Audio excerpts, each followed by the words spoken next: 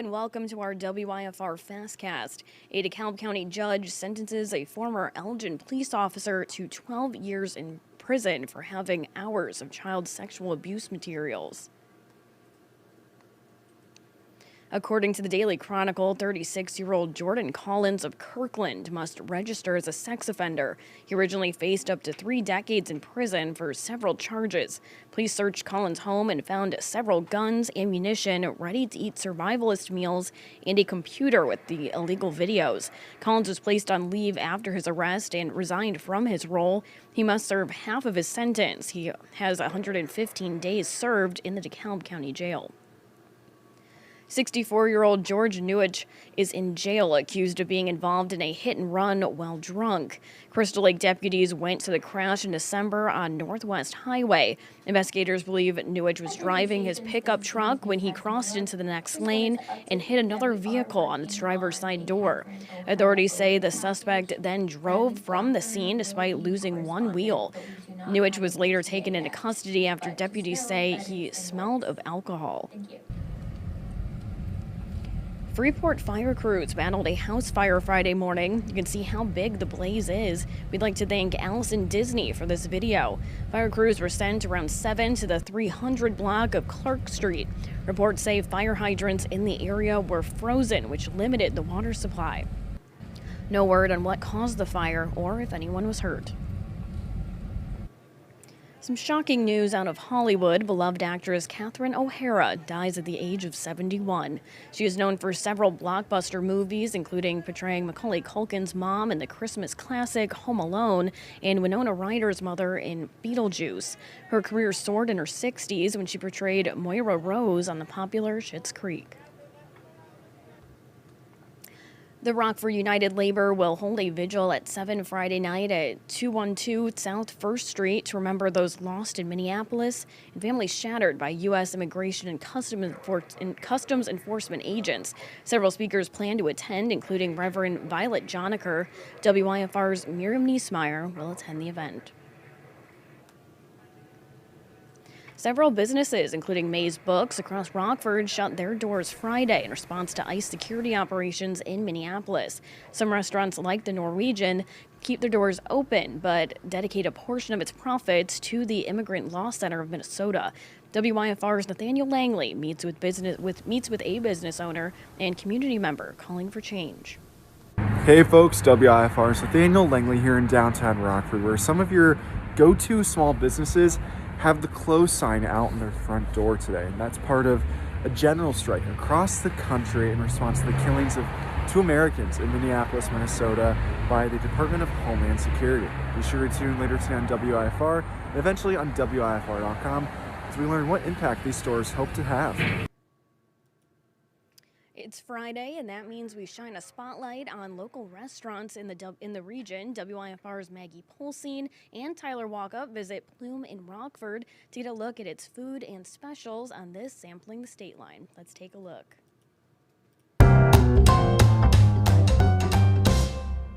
Welcome to Sampling the Stateline on a cold January day. There's nowhere better to be than Plume, which is where we're at today.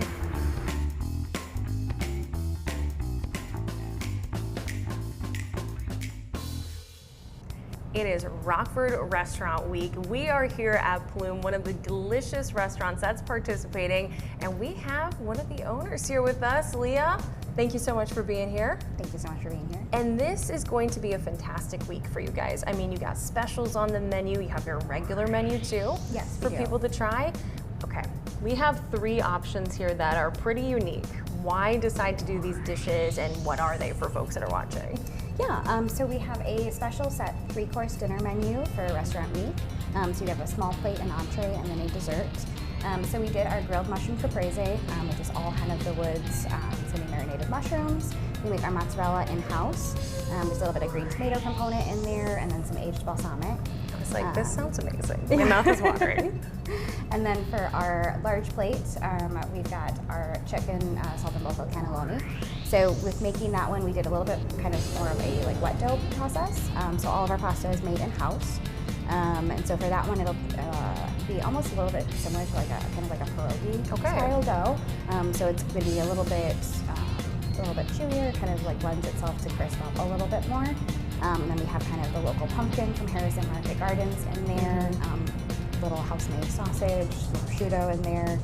It's gonna be really, really delicious. So I'm excited for that. I was like, this sounds amazing. Yeah, it's gonna be very filling, and then perfect for this, terribly cold weather that we've been having. That's a better way than to, what better way I should say to get through it than to come and indoors, enjoy a delicious meal, and for a very great price for what you're getting, especially for the restaurant week.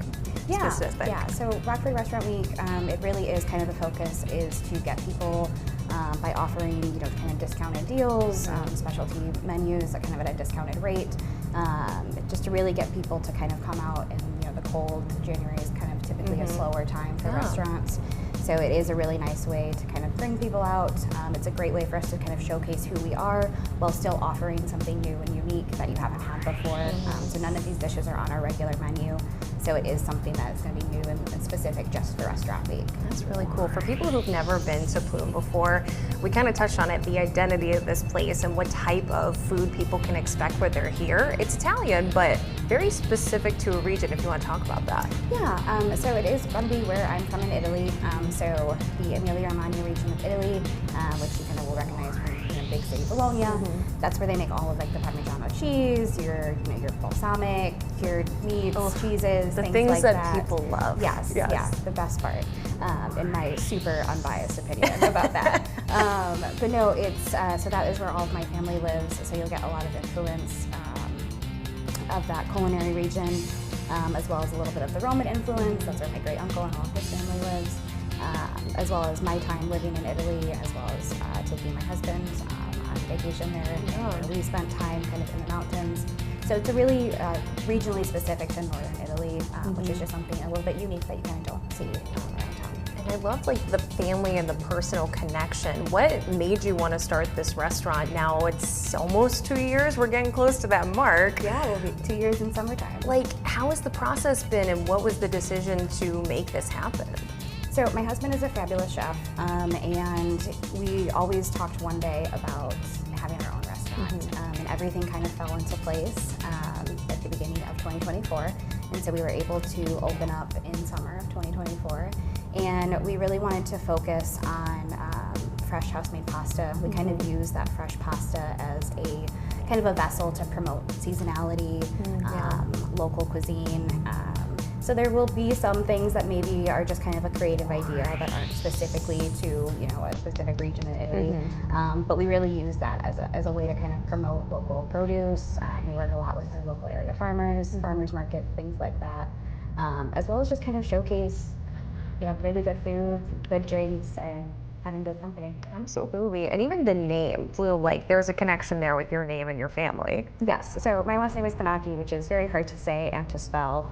So Plume is actually what it translates to from Italian to English. So interesting. A lot easier to say and a lot easier to spell. Yeah, and it really just puts the stamp on kind of the love that you guys have put into this place, that family is a part of it, and the love of the food and the region kind of just like radiates throughout it when you're here. Oh yeah, I mean this is definitely kind of our love letter to Rockford, kind of who we are and what we ought to do.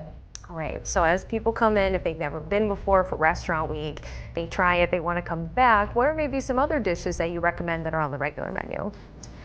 So everyone loves our lasagna. We do traditional bolognese sauce with that, which we make, again, in-house. We make everything in-house. And we do it in a really fun and creative way, so it won't be a traditional lasagna that you might have seen or expected. We make that in little pinwheels. So that way every piece is kind of like that coveted corner crispy texture with the lasagna. Get that kind of little crunch and cheese on top. So that's a staple. It's never going anywhere. It's going to always be on our menu. But we do switch our menu up pretty regularly as well too, especially with what we get fresh in from our farmers. It gets a little bit harder as we kind of get into these colder winter Yeah, I months. could imagine. They do a really good job of preserving to keep things that they can use throughout year round. Absolutely. But yeah, everything is delicious. You won't be disappointed. You won't be disappointed. If you've never been, come and check them out. Restaurant Week is the perfect opportunity to do it. And then you might be having this regularly. Add it to your schedule. Make it a part of your routine to eat and dine local. How important is it for you that people kind of remember that? This isn't a local establishment, and by supporting local, you guys for a lot of people's dreams. Do you feel that way? Oh, absolutely. And honestly, when you spend your dollars with local small businesses, that money stays in the community. You know, we've got a really fantastic community here in the North End where we all support each other. You know, staff visits each other at restaurants and shops across the street and just in this area. So yeah, when you're supporting a local business, you really are helping to kind of, you know, encourage the local community and the growth here, and you know, you're supporting real people, put a face to a name. Yeah, it's just really special to have that community. And I see some food. So we're gonna go try some of that food now. Thanks for sitting down with us, and you're gonna wanna check it out. Okay, so the 3 that are included is, once again, So we've got our small plate, the grilled mushroom caprese. it looks amazing. We've got our entree course is the chicken saltimbocca cannelloni, and then your dessert course is going to be the Nutella pasta. So it's all 3 courses for $39. Okay, we're gonna take a look at the cocktails now. Which one are you pouring for us? So this is going to be our mocktail. Okay. For Restaurant Week. This is going to be the Espresso Yourself. Oh my gosh, that is gorgeous. So what's in this one? So for this one, we did a little bit of our toasted milk syrup, which gives it this really nice frothy texture to it. And then we have a little bit of a non-alcoholic coffee cordial, a little bit of Liar's Amaretti, which is a little bit of like an amaretto non-alcoholic blend, and then some rare tea cellar caramel tea, and then I did a little bit of a toasted barley as well too. I was like, it looks amazing. And this one is the other one that's on the Restaurant Week menu. Yep. So this is going to be the alcoholic beverage. So this is our banana bread old fashioned.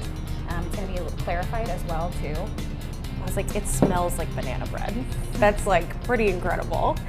Yeah. So this is made with a little bit of Ciutan El Salvador rum, a little toasted sarsaparilla, wild Thai banana, and some lemon juice, and then we clarify that so you get like a really silky smooth velvety texture to that, as well as a little bit of sweetness and a little bit of strength, so it kind of can reach, you know, the masses that are coming out for Restaurant Week. I was like, it's really something for everyone here with the drinks and then even with the food. So make sure you're coming out and trying all of these delicious foods for Restaurant Week and then making it a habit to continue to come out and dine local. Join us next week where WIFR's Alyssa Kelly looks into 8th Ward Pub in Rockford. Make sure to join us every Friday for Sampling the Stateline. Well, some sub-zero wind chills return for our Thursday, and we may be stuck with them for one more day this week. Let's take a look at our forecast. Highs today will be in the mid-teens with the possibility of scattered snow showers throughout the day. We'll drop into the single digits for our Friday evening, but things are looking up from there. Saturday will feel like a heat wave compared to the frigid temperatures we've experienced with highs in the mid-20s. And the heat will only turn up from there. There's 28 degrees for our Sunday, and we're going to be starting off February on that same note with several days in the upper 20s, and we're even going to hit the low 30s. WIFR meteorologist Kira Miner will have more on our forecast throughout our shows this evening.